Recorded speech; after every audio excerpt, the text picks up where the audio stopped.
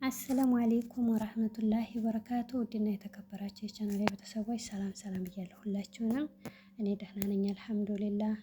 ዛሬ ደግሞ በራስ መተማመንና ጠንካራ ሴት በሚል ርዕስ ነው የመጣሁት። በራስ መተማመን ማንኛውም ሰው እንዲኖረው ይፈልጋል። ሴት ወንድ ወይንም ትንሽ ትልቅ አይልም። በራስ መተማመን ማንኛውም ሰው ሲኖረው ደስ ይላል ማለት ነው። በራስ መተማመን ማለት እዚህ ጋር አለመፍራት አይደለም። በራስ መተማመን ማለት አሁንም ብዙ ትርጉም ብንሰጠው ብዙ እንትን አለ። በራስ መተማመን ማለት አጭሩን እችለዋለሁ፣ እሞክረዋለሁ፣ እሰራዋለሁ ብሎ ወደፊት መሞከር ነው። ወደኋላ አልችለውም፣ አላረገውም፣ አልዘልቀውም ብሎ ፍርሃትን አስወግዶ ወደፊት መራመር ማለት ነው። በራስ መተማመን ማለት ማንኛውንም ነገር የሰው ልጅ በተፈጥሯችን እንፈራለን። ፍርሃት አብሮን የተፈጠረ ነው። አንፈራም አይደለም፣ ግን በራስ መተማመን እንዲኖረንና አረገዋለሁ ባላረገው እንኳን እሞክረዋለሁ ብለን ወደፊት መራመድ አለብን። ይሄ ደግሞ በራስ መተማመንና ጥንካሬን ያሳያል ማለት ነው። ጠንካራ ሴት ማለት ብዙ ውጣ ውረድ ያሳለፈች፣ ብዙ ደስታንም መከራንም ማጣትንም ማግኘትንም ሁሉንም ማፈራረቃ ያየች ሴት ጠንካራ ሴት፣ በራስ መተማመን ያላት ሴት ትባላለች። ፈተና ብዙ ነገር ያሳለፈች ሴት ስትሆን ማለት ነው። እና ዝም ብሎ ተመሬት ተነስቶ ጠንካራ ሴት ማለት አይቻልም ማለት ነው። ምንም ነገር ምንም ውጣ ውረድ ሳታሳልፍ ትንሽ ፈተና የመጣባት ለታ በትንሽ ነገር አላህን ታማረረችና ተስፋ ተቆረጠች፣ እንዴት ነው ጠንካራ ሴት የሚያስብላት? ነገ ሌላ ቀን ነው አልሐምዱሊላህ ብለን የነገን በተስፋ መጠበቅ ያቺ ጠንካራ ሴት ያስብለናል ማለት ነው። ይህንን ስላችሁ ደግሞ ማለት ነው መጽሐፍ አንብቤ ወይንም ደግሞ ታሪክ ሰምቼ አይደለም። ያው እንግዲህ ማንኛውም ሰው የራሱ የሆነ የህይወት ታሪክ ይኖረዋል። የራሱ የሆነ ተሞክሮ ይኖረዋል። ማንኛውም ሰው ብዙ ወጣ ውረድ ያሳልፋል። በተለይ በስደት ላይ የወጣን ልጆች ብዙ ነገር እናሳልፋለን፣ ታውቁታላችሁ ማለት ነው። በዛ ላይ ደግሞ ጠንካራ መሆን አለብን ማለት ነው። ታሳለፍነው ህይወት ጥንካሬን መቅሰም አለብን ማለት ነው። በራስ መተማመን የሚባለው በቃ አላረገውም ብለን ተመልፈስፈስ እሞክረዋለሁ፣ እሰራዋለሁ ብለን ተስፋ ማድረግ ያ ነው የወደፊት ተስፋ መኖራችን። ያ ጥንካሬን ያመለክታል። ደግሞ ሁልጊዜ በሰው ላይ መመርኮስ፣ ለምሳሌ በቤተሰብ ላይ በሌላ ነገር ላይ አንቺ ለራስሽ ኃላፊነትሽን ትተሽ ያንቺን እንትን ኃላፊነት ለሌላ ሰው አረማምዶ መስጠት፣ ይሄም ራሱ የጠንካራ ሴትነታችንን በራስ መተማመናችንን ያሳጣናል። እና የሆነ ነገር ላይ መወሰን አለብሽ። ጠንካራ ሴት የሚያስብልሽ በራስ መተማመን የሚያስብልሽ ያንቺ ውሳኔ ሁልጊዜም ትክክል ነው ባይባል የራስሽ ውሳኔ በግማሽም ትክክል ይሆናል። አንዳንድ ጊዜ ሰውነንና የምንወሰነው ውሳኔ ትክክል ላይሆን ይችላል፣ እርግጥ ማለት ነው። አንዳንዴ ሰውነን እንሳሳታለን። ይሄንን ወስኛለሁ፣ ይሄን አደርጋለሁ፣ ይሄን ወደፊት ኢንሻአላህ ይሄን እሰራዋለሁ ኢንሻአላህ የምንለው ነገር አንዳንዴ ስህተትም ይኖራልና ያን ደግሞ ይሄን ብታረጊው ሲባል ያንን የሰው የሚነግረንን ሰው ጥሩ ጎኑን ጥሩ መስሎ የታየንን በራሳችን ተማምነን እናደርገዋለን ማለት ነው። ደግሞ ትንሽ ያልተዋጣልንን ነገር ሰው ስላለን ብቻ በሰው መገፋትና በሰው መመራት የለብንም ማለት ነው። ያ ሰው የሚገፋፋንን ነገር ትተን የራሳችንን ሀሳብ የራሳችንን አስተያየት መስጠት አለብን። ሁልጊዜ ማንም ሰው ተነስቶ እንዲገፋን ሁልጊዜ እንዲመራን አትፈልጉ፣ አትጠብቁ። ይሄ በዚህ ነው፣ ይሄ በዚህ ነው። ሰው እንዲመራን ቦታ አትስጡ። በተለይ እኛ አረብ ሀገር ላይ የቆየንን ሴቶች አንዳንድ ጊዜ የሚያስቡን ምንም ነገር እንደማናቅ ነው። ደግሞም አለን እንጂ ደግሞም አለን ስራ ብቻ ነው እንጂ አረብ ሀገርን ስራ ብቻ እንጂ በራስ መወሰን የሚከብደን ብዙ ልጆች አለን። እኔም ራሴ ስለማውቃቸው ነው።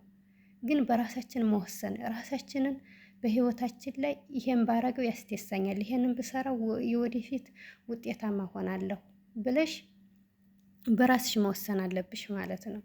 ሁልጊዜ የሰው ድጋፍ እኔማ ወንድሜ ታላገዘኝ ይህንን ነገር አላረገውም፣ እኔማ አባቴ ይህንን ነገር ታልገደፈኝ እንዴት ብዬ በየት ብዬ እንዴት ላርገው? ዙሪያውን ገደል የሚሆንብን ልጆች አሉ። ስለማቅ ነው። ይህንን ሳይሆን በቃ የራስሽን ጥንካሬ ወስነሽ በቃ ጥንካሬሽን ማሳየት አለብሽ ወደፊት ማለት ነው። ጠንካራ ሴት ልዩነቱ ምንም ልዩነት የለውም። ይሄ ነው በራስ መተማመንና ጠንካራ ማለት። አረገዋለሁ ብለን ተወሰን እናደርገዋለን። እኔ በጣም አልቃሻ ነበርኩ። ይሄንን ስላችሁ የሰው ህይወት አይቼ ተምሬ ሳይሆን በራሴም ህይወት የማውቀውን ነው። በትንሽ ነገር ሆድ ብሶኝ በትንሽ ነገር መወሰን አልችልም ነበረ። ያው ልጅነትም ጭምር ስለሆነ ማለት ነው። በትንሽቱ ነገር የሰው ምክርን እጠብቅ ነበረ። በትንሿ ነገር ሰው ታላም በህይወቴ ላይ ማለት ነው ሰው አማክሬ ይሄ ቢሆን የሆነው ወይ የሰው ምክር አዳምጬ የሰው ድጋፍ ጠብቄ ነበር የማደርገው። ከጊዜ በኋላ ደግሞ እያየሁ ስመጣ የሰውን ድጋፍ በፍጹም ሰው ነኝና እንደ ሰው እርግጥ እቀበላለሁኝ። ምክር ተሰው እጠብቃለሁ። ያንን ተሰው የምጠብቀውን ምክር ተራሴ ሀሳብ ጋር አጣጥመዋለሁ ማለት ነው። አጣጥመውና ያልተዋጠልኝን ሀሳብ እተውና የተዋጠልኝን ሀሳብ ተዛ ላይ ቀነስ አድርጌ ወደ ራሴ ጨምረዋለሁ ማለት ነው። ከዛ ከሰው ሀሳብ የጨመርኩትን ሀሳብ ከራሴ ጋር አጣጥመውና ይሆነኛል ያልኩትን እቀላቅለዋለሁ ማለት ነው። አይ ብዬ ደግሞ ያላመንኩበትን ወደ ኋላ እለዋለሁ። እንደገና ስደት ብዙ ነገር ያስተምረናል። ህይወት ብዙ ነገር ያስተምረናል። በራስ መተማመናችን ይጨምራል ማለት ነው እህቶች። እና ይሄንን ሁሉ የምላችሁ ምንድን ነው? ያው ቀደም ሲል እንደተናገርኳችሁ ተራሴ ተሞክሮ የወሰድኩት ልምድ እንጂ እኔ መጽሐፍ አንብቤ ወይም የሰው ታሪክም ሁሉ እንትን ብዬ አይደለም። እርግጥ በሰው ታሪክም አያለሁ፣ በጎረቤትም በዛም አያለሁኝ ማለት ነው። ምን እየተካሄደ እንደሆነ አያለሁኝ። በራስ መተማመናችንን ያሳጡናል ማለት ነው። በራስ መወሰናችንን ያሳጡናል። ግን በራስ መወሰናችንን ራሳችን እንወስን፣ ራሳችንን እንወቅ። ሰው እንዲመራን ሰው እጃችንን ገትቶ ይሄን አድርጉ፣ ይሄንን ስሩ፣ ይሄ አይሆንም ብሎ የሚያጣጥሉብን ሀሳቦች መቃወም አለብን። ጠንካራ መሆን አለብን። የሆነ ፈተና ሲመጣ በዛ በፈተና ተስፋ መቁረጥ የለብንም። ብዙ ነገር እኮ አለ። ሞት አለ፣ አግኝቶ ማጣት አለ፣ ውጣ ውረድ ያለ ብዙ ነገር አለ። ስደት ስንወጣ ማለት ነው ራሱ ያንን ሁሉ አልሐምዱሊላህ ለበጎ ነው፣ ነገ ሌላ ቀን ነው ብለን በትዕግስት አልፈን አሁንም ወደፊትን ነገን በተስፋ መጠበቅ ያ ጠንካራ ያስብለናል። ምንም ፈተና ታልገጠመን እንዴት ነው ጥንካሬያችንና ፈተና ታልመጣበት በምን እናውቀዋለን ጠንካራ መሆናችንን? እንደገና ደግሞ በምናረገው ነገር ላይ በምንሰራው ስራም ላይ ሆነ ሰው ይሉኛል የምትሉትን ነገር ወደ ኋላ በሉት። ሰው የራስሽን ህይወት የምትኖሪው ራስሽ እንጂ ሰው አይደለም የሚኖርልሽ አንቺን ህይወት። ስለዚህ ሰው ይለኛል ይህንን ባረግ እኮ ይሄ እከሌ ምን ይለኝ፣ እከሌ ምን ይለኝ። በራስ መተማመን ማንኛውንም ነገር እሞክረዋለሁ ብላችሁ ተጀመራችሁት ወላሂ ላዚም ሁሉም ነገር ቀላል ነው። ሁሉም ነገር ቀላል ነው ማለት ነው። ስለዚህ የሰው ምክር ይሉኛል ያላችሁ ብዙ ነገር መስራት የምትችሉትን ወደ ኋላ የምትቀሩ ነገሮች አላችሁ፣ ከኔም ጭምር ማለት ነው። እኔ ብዙ ነገር መስራት የምችል ልጅ ነበርኩኝ። ብዙ ነገር ግን በይሉንታ በይሉኛል ምን ይሉኝ ነገር አለ። አይን አፋርነት ነው ወደ ኋላ ያስቀረኝ። አሁን ግን ህይወት አስተማረኝ። ሁሉ ነገር በቃ ሳስበው የኔ ህይወት የምኖረው እኔ እንጂ ሰው አይደለም የሚኖርልኝ። ሰው ምን አገባው ስለኔ 10 ጊዜ ሲያወራ ቢኖር። ሰው በሚያወራው በመጥፎ ነገር አንስተውን ተሆነ በዛ መጥፎ ነገር አለመሄድ። ራሳችንን የምናውቀውና በራሳችንን ህይወት ራሳችንን መምራት ያለብን። እኛ ስደት ስንመጣ አገራቸው የሚኖሩ አሉ አይደል እንዴ? እነሱ የራሳቸውን ህይወት እየኖሩ እኛም ደግሞ የራሳችንን ህይወት ነው የምንኖረው። ስለዚህ ሰው ምን ይለኛል ሳይሆን ራሳችን ይሄ ነገር ያዋጣናል ወይ ብለን በሚያዋጣን ነገር ነው መቀጠል ያለብን። እኔ አሁን ይሄንን ነገር ገና ወር ራሱ አልሆነኝም። ይሄን ዩቲዩብ ራሱ ስከፍተ ማለት ነው። የዛሬ 3 ዓመት ከፍቼው ነበረ ግን አልሰራሁበትም። ለምንድን ነው ያልሰራሁት ይሉኛል የሚባል አይናፋርነት አይናፋር እያያዘኝ ይሉኛል የሚባል ሸም ነገር እያያዘኝ ወደ ኋላ አስቀርቶኛል። ብዙ ማወቅ የምችል ሰው ነበርኩኝ ማለት ነው። ብዙ ማለት ነው ብዙ ማወቅ የምችለው ሰው ወደ ኋላ ቀርቻለሁኝ ማለት ነው። ከእንግዲህ በኋላ ደግሞ በቃ የራሳችሁን ስሜት ነው መከተል ያለባችሁ እንጂ ሰው ይለኛል የሚለውን ስሜት ተውት። ይሄ የራሳችሁን ጥንካሬና በራስ መተማመናችሁን ያዳብርላችኋል ማለት ነው። ስለዚህ በራሳችሁ ተማሩ፣ በራሳችን ሀሳብ እንሂድ። እኔ አሁን ይሄንን ስጀምረው በራስ መተማመን ነው ይሄንን ኢትዮጵያ የከፈኩት። ማንም ተጎኒ ሆኖ ያሳየኝ የለም ማለት ነው። ወላሂ ላዚም ራሴ ነኝ ራሴ የከፈኩት ማለት ነው። እርግጥ የዛሬ 3 ዓመትም የከፈኩት ራሴ ነበርኩኝ፣ ያጠፋሁት በራሴ ከፍቼ በራሴ እንትን አልኩት። አሁንም ደግሞ በራሴ ተነሳሽነት ከፈኩት ማለት ነው። እንዲያውም ጓደኛ ኧረ ዝም ብለሽ ነው ማንን ትለያይሽ ማንን በይቶ የተመቸው ይመልከት ያልተመቸው ደግሞ ምንም ማለት አይደለም። ዋጋ አልከፈልኩበትም ማለት ነው። ይሄን ኢትዮጵያ ማለት ነው ዋጋ ሳልከፍልበት በራሴ ፍላጎት ከፍቼዋለሁኝ። እዴግ ታለው ያድጋል፣ ታላደገም ደግሞ ምንም የሚቀንስብኝ ነገር የለም። ተራሴ ተጅስሜ ምንም የምሆነው ነገር የለም አይደለም። ስለዚህ ምን ችግር አለ ከፍቼ በሞክረው? ግን ለምንድን ነው ይሄ በቃ እንደ ጓደኛ ሳማክር ምን ያደርግልሻል ኢትዮጵ ምናምን ነገር ያሉኝ አሉ። አሁንም ቢሆን የኔን ፍላጎት የነፈጉኝ አሉ። አልሰማኋቸውም። እስከ ዛሬ በሰው ምርት የሄድኩት ይበቃኛል። ከእንግዲህ ወዲያ ግን በራሴ ፍላጎት በቃ የራሴን ስሜት መከተል ነው እንጂ ያለብኝ የሰው ምክር ሁልጊዜ ያስፈልገንም። የሰው ምክርን በሰው ምክር አንመራም ማለት ሳይሆን እንመራለን። ግን ደግሞ ሁሉንም አንይዘውም። ተዝህም እናጣጥመዋለን። ያልተመችንን እንጥለዋለን፣ ውድቅ እናደርገዋለን ማለት ነው። እህቶቼ ይሄን ምን ለማለት ፈልጌ ነው?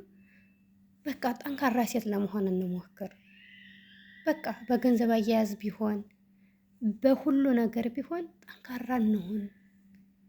ተሰው አንከጅል። የራሳችንን በቃ 5-10 ብለን የራሳችንን አንያዝ። በፊት 5-10ሩን ሁሉ እያነሳን እንልካለን። በኋላ ሀገር ስንገባ ተሰው ተከጃይ እንሆናለን። በራሳችን ገንዘብ እኮ ነው ተሰው ተከጃይ የምንሆነው። ራሳችን የሰጠነውን ብር በኋላ ሀገር ገብተን እንትን ስንላቸው እንደ ልባችን አናገኘውም ማለት ነው። ስለዚህ የተወሰነ ልከን ተሆነ የተወሰነ እንያዝ ማለት ነው። አገር ስንገባ ታዲያ በራስ መተማመናችን ተነሳስተን የፈለግነውን ነገር ማድረግ እንችላለን። የፈለግነውን ስሜታችን የሚያዘንን እንትን እንላለን ማለት ነው። ግን ኃላፊነቱን በሌላ ቤተሰብ ላይ አድርገን ለምሳሌ ወንድሜ ጋር አባቴ ጋር ይቀመጥልኛል ወይንም ባልተቤቴ ጋር ልኬዋለሁኝ። ሀገር ስገባ ባልተቤቴ ይሄንን ያደርግልኛል። ሁሉንም ወጥጥ አድርጌ ልኬ እዛ ስደርስ እንትን እላለሁ። ይሄ ምንን ያመለክታል? የሰው ጥገኝነት። አሁንም መልሰን ጥገኝነት አልወጣንም ማለት ነው። ጥገኝነትን ሸሽተን አይደለም እንደ ስደት የተሰደድነው። ተወንድ እጅ ላለመመልከት እኮ ነው። በተለይ ተወንዶች እጅ ላለመመልከት ጣሩ ነው የምላችሁ እኔ በራሴ 5-10ሯን ተወንድ ተመጠየቅ በራሳችን የራሳችን ነገር ኑሮን በራሳችን ብንቆም ደስ ይለኛል። ምክንያቱም መቼም ተስደት አይብስ የለም። መልሰን ላለመሰደድ በራሳችን መቆም አለብን። አሁንም ሀገርም ስንገባ ማለት ነው ያለ የሌለን አግበስብሰን ልከን እዛ ስንደርስ በሰው ኃላፊ በሰው ስር በወንድም ሆነ በተሰብም ሆነ ነገርኳችሁ ሁሉም የራሱ እንትን ስላለው ማለት ነው። እዛ ተህርን በኋላ እንደገና በሰው ስር ተመለማመጥ የራሳችንን መብታችንን አስከብረን ፍላጎታችንን ማሟላት ያለብን ራሳችን ነን። ይህን የምናደርገው ቅድመ ጥንቃቄ ማድረግ ያለብን ማለት ነው። አናረገውም ብለን አንፍራ። በቃ አጭሩን ማለት ነው። ይሄ ነገር እንዴት ብዬ ይሄን ብዬ እንዴት ብዬ ሰራዋለሁ ይሄን ነገር እንዴት ብዬ አትበሉ። ኢንሻአላህ እናረገዋለን ካላህ ጋር ይሳካል ብላችሁ በራሳችሁ ተማምናችሁ በቃ ጠንክራችሁ እንትን በሉ። አላህ ያለው ነው የሚሆነው። ወላሂ ላዚም ሁሉም ነገር ለአላህ ስጡት። እኛ ባልነው ሳይሆን አላህ ባለው ነው የምንኖረው። በእኛ ሀሳብማ ስንቱን አድርገን ነበር እስካሁን ስደት ላይ እቆያለሁ ያለስ ይኖራል እንዴ? በስደት ላይ አሁን ብዙ ዓመት የምንኖሩ ልጆች ትኖራላችሁ። ለ2 ዓመት ብላችሁ ነው እርግጠኛ ነኝ የምትወጡት አይለት ሀገር። ይሄ ሁሉ ለምንድን ነው የቆየ ነው? አላህ ስላላለው ነው። አሁንም የሆነ ነገር ሲመጣብን አልሐምዱሊላህ አላህ ሲል ሁሉንም ነገር ያረገዋል ብላችሁ ተስፋ አድርጉ። እኔ የምናገረውን የተናገርኩትን ሁሉ እንደ ትምህርት ብትወስዱልኝ ደስ ይለኛል። ምክንያቱም የራሴ ተሞክሮ የራሴ የእውነተኛ ታሪክ ስለሆነ ነው የማወራችሁ ማለት ነው። የጠቀመኝ ነገር በራስ መተማመኔ እንደጨመረልኝ ምንም ቦታ ምንም ግድ እንደሌለኝ ልንገራችሁ ብዬ ነው። እኔ እንደዚህ ደንዳና ሴት አልነበርኩም በፊት። ሆዴ ባሻ በትንሽ ነገር የሚብሰኝ ሰፍሳፋ አንጀት ያለኝ ነበርኩኝ። ግን ያሰፍሳፋነቴ ደግሞ ሲጎዳኝ ሲጠመኝ አላየሁትም። በቃ ሱቅ ከፍቼ ለምስኪኖች አድዬ የምገባ ሴት ነበርኩኝ ማለት ነው። ያ ግን ጥንካሬን አስተምሮኛል። ዛሬ ምንም እንደማይጠቅመኝ ነው እንትን ያልኩት ማለት ነው። እና በሉ እንግዲህ ምክር የተጠቀማችሁ ላይክ ሼር አድርጉልኝ። ታልጠቀማችሁም እንግዲህ ታልተቀበላችሁም የተቀበላችሁ ተቀበላችሁታል። ያልተቀበላችሁ እንግዲህ ችግር የለውም ማለት ነው። መልካም ምሽት እላለሁ ውዶቼ። ያው ተራሴ ሀሳብ የመጣ ስለሆነ ነው የተናገርኩት። ከህይወቴ ጋር ስለሚቀራረብ ነው የራሴን ሀሳብ ያካፈልኳችሁ እላለሁ። በተረፈ ሰላም ሁኑልኝ። ኢንሻአላህ ደግሞ በሌላ በተሻለ ቪዲዮ